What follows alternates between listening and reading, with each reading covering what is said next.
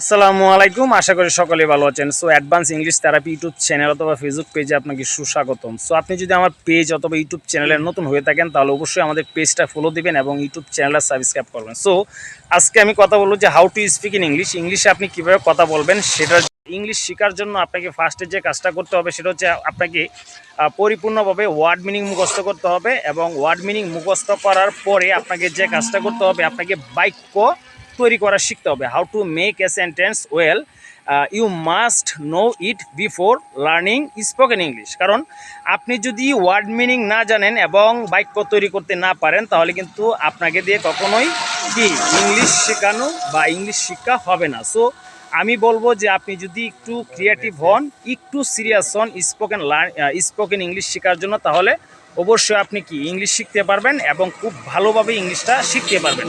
এবং আপনার যদি কোনো রকম প্রবলেম থাকে, সেটা হইতে পারে প্রোনাউন্সিয়েশন অথবা স্পিকিং অথবা রাইটিং অথবা লিসেনিং, যে কোনো প্রবলেম যদি থাকে তাহলে আপনি আমাকে হোয়াটসঅ্যাপ করতে পারেন অথবা ইনবক্স করতে পারেন। আশা করি আপনার যে সমস্যাটা থাকবে সেটা আমি আপনাকে সলিউশন দেবো ইনশাল্লাহ।